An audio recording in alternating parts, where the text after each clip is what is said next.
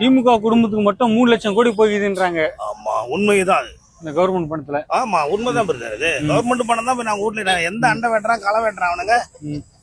1,00,000 1,10,000 என்ன எம்எல்ஏ பணம் பிரதர்.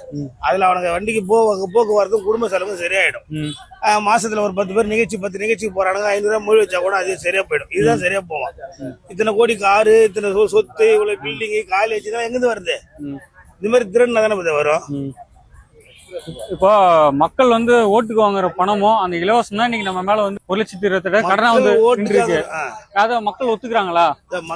ஓட்டுக்காக வாங்குற பணம் மட்டுமே கிடையாது. நீ 5 வருஷத்துக்கு ஒரு முறை ஒரு 500 ரூபாய் தான் கொடுக்குறேன். உனக்கு 5 லட்சம் கோடி சொத்து வச்சுக்கிறது எங்கிருந்து வருதுன்னு கேக்குறேன். நீங்க கேக்குறது கரெக்ட். 5 வருஷம் கழிச்சுதான் ஒரு 500 ரூபாய் மிஞ்சி போனா ஒரு 1000 ரூபாய் தரீங்க ஓட்டுக்கு. ஒருத்தர் வீட்டில 5 லட்சம் கோடி வச்சுக்கிறியா? இவரு எங்க எந்த கஷ்டப்பட்டு நீ சம்பாரிச்சு ஏது அந்த சொத்து, ஏது அந்த காசு, என்ன பிசினஸ் பண்ண? நீ அரசியல் வந்த நோக்கத்துல மட்டுமே தான் வந்தீங்க. அரசியல் ஒரு சாராய படிச்சுட்டு வரல. எவனும் பட்டதாரி கிடையாது. சாராய வித்தவன், புரோக்கர் வேலை செஞ்சவன் இவனுக்கு தான் அமைச்சர், எம்எல்ஏ. இவனுங்க வீட்டுல எப்படி இத்தனை லட்சம் கோடி சொத்து, இத்தனை கோடி காரு எப்படி இருக்கு? அப்ப யாரு விட்டு பணம்? ஊழல் பணம் தானே, கவர்மெண்ட் பணம் தானே. இதெல்லாம் பறிமுதல் பண்ணி மக்களுக்கு கவர்மெண்ட்டுக்கு ஒப்படைங்க. ஒப்படைச்சுன்னா வர அரசாவது நல்லா நடத்துறாங்களா பார்ப்போம்.